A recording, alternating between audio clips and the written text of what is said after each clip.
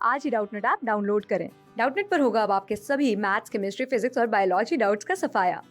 बस अपने क्वेश्चन की फोटो खींचो, उसे क्रॉप करो और तुरंत वीडियो सोल्यूशन पाओ। Download now. यहाँ पर हमें बताना है कि दी गई लिस्ट में से ऐसे कौन से स्ट्रक्चर हैं जो कि एक टिपिकल फर्न मेंबर के लिए डिप्लॉयड होते हैं।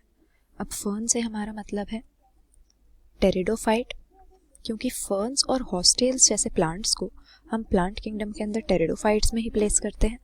और देखा जाता है कि किसी भी प्लांट की लाइफ साइकिल में हमें दो तरह के फेज मिलते हैं। एक होता है इसका गेमीटोफिटिक फेज जो कि हेप्लॉयड होगा और इसका काम होगा गेमीट्स की प्रोडक्शन करना, जबकि दूसरा फेज यहाँ पर हमें मिलेगा इसका डिप्लॉयड स्पोरोफिटिक फेज जिसका काम होता है स्पोर्स की प्रोडक्शन करना।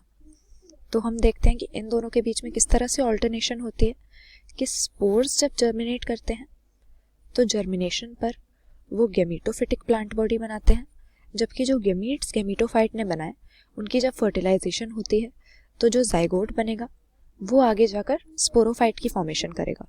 जहाँ तक टेरिडोफाइट्स की बात है, इनमें हम देखते हैं कि स्पोरोफाइट यहाँ पर डोमिनेंट होता है, यानी मेन प्लांट बॉडी स्पोरोफिटिक होती है, जबकि गेमीटोफाइट यहाँ पर छोटा होता है, इनकॉन्स्पिक्यूअस होता है, लेकिन ये फ्री लिविंग और इंडिपेंडेंट होता है। तो यहाँ पर अगर अपनी लिस्ट को देखें, सबसे पहले हमें दिया हुआ है इंडूसियम सेल। अब इंडूसियम एक ऐसा स्ट्रक्चर है जो कि स्पोरोफाइट के साथ ही एसोसिएटेड है, तो ये डिप्लॉयड हो जाएगा, क्योंकि हम देखते हैं कि स्पोरांजिया को कवर करने वाला, स्पोरांजिया मतलब वो बॉडीज जहाँ पर स्पोरोफिटिक प्लांट बॉडी में स्पोर्स की प्रोडक्शन हो रही है, तो स्पोरांजिया को कवर करने वाला या प्रोटेक्ट करने वाला ये एक स्ट्रक्चर होता है और इसके सेल डिप्लॉयड ही होंगे क्योंकि ये स्पोरोफाइट का पार्ट है और स्पोरोफाइट होता है डिप्लॉयड, जबकि गेमीटोफाइट हमारा हेप्लॉयड होता है। फिर उसी तरह से हमारा जो स्टोमियम सेल है, अगेन ये डिप्लॉयड हो जाएगा, क्योंकि हम देखेंगे स्टोमियम भी एक ऐसा स्ट्रक्चर होता है जो कि एक रिंग या एन्युलस की फॉर्मेशन कर रहा होता है, और ये वो रिंग होती है जहाँ से स्पोरांजिया की डेहिसेंस होगी, यानी वो ओपन होके अपने स्पोर्स को रिलीज करेंगे। तो ये भी स्पोरांजिया के साथ एसोसिएटेड है, तो इसीलिए अगेन डिप्लॉयड हो गया। स्पोरोफाइट तो डिप्लॉयड होता है।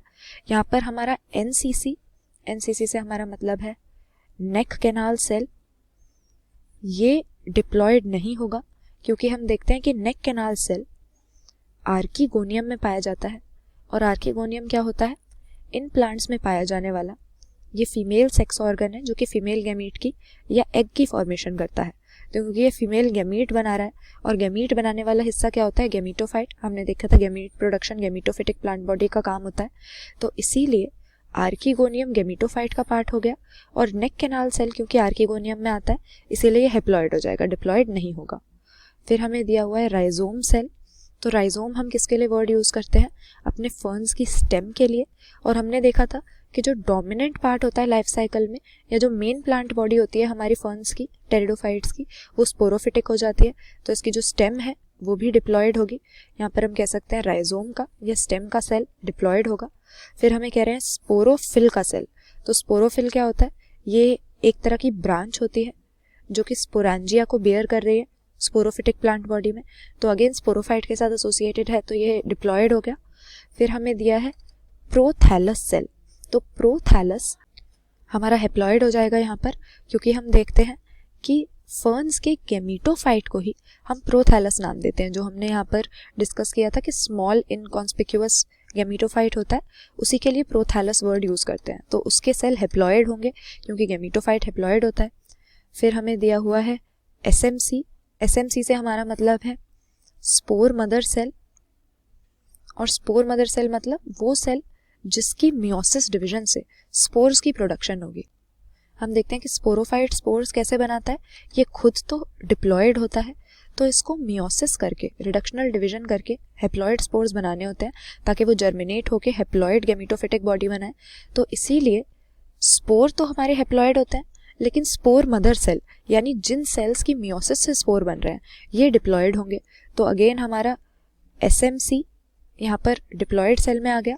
फिर स्पोर हमने पहले ही डिस्कस कर लिया था कि क्योंकि उसको जर्मिनेट करके गेमीटोफाइट बनाना है जो कि हेप्लॉयड होता है, तो स्पोर भी हमारा हेप्लॉयड होता है, इसीलिए ये अगेन डिप्लॉयड नहीं हुआ। और एंथेरोजॉइड मदर सेल से हमारा मतलब है एंथेरिडियम के यानी मेल सेक्स ऑर्गन के अंदर वो सेल जिससे हमारा एंथेरोजॉइड या मेल गैमीट बनेगा, तो अगेन ये हेप्लॉइड होगा क्योंकि ये गैमीटोफाइट का हिस्सा है। तो बेसिकली हमें यही बताना था कि इनमें से कौन से स्ट्रक्चर स्पोरोफाइट के साथ एसोसिएटेड है, क्योंकि स्पोरोफाइट डिप्लॉयड होता है तो जो भी स्पोरोफाइट के हिस्से होंगे वो डिप्लॉयड हो जाएंगे। तो यहाँ पे कौन से हो गए हमारे इंडोशियम और स्टोमियम सेल, क्योंकि ये दोनों स्ट्रक्चर स्पोरेंजिया के साथ एसोसिएटेड हैं। फिर राइजोम सेल, क्योंकि स्टेम को ही हम राइजोम कहते हैं, और मेन प्लांट बॉडी स्पोरोफिटिक होती है, डोमिनेंट फेस स्पोरोफाइट होता है फर्न्स में, तो इसीलिए ये भी हमारा डिप्लॉयड हुआ। और स्पोर मदर सेल अगेन हमारा डिप्लॉयड हो गया, क्योंकि है तो ये स्पोरोफाइट के साथ एसोसिएटेड, और इसी में मियोसिस जब होती है तो हमें हेप्लॉइड स्पोर्स मिलते हैं। तो यहाँ पे टोटल इस लिस्ट में से 5 ऐसे हैं जो कि डिप्लॉयड हो जाएंगे फर्न्स के या टेरिडोफाइट्स के केस में। तो correct answer option C mark करेंगे। क्लास 6 से 12 से लेके नीट, IIT, जेई मेंस और एडवांस के लेवल तक 10 मिलियन से ज़्यादा स्टूडेंट्स का भरोसा। आज ही डाउनलोड करें डाउटनेट ऐप या व्हाट्सएप कीजिए अपने डाउट्स 8400 400 400 पर।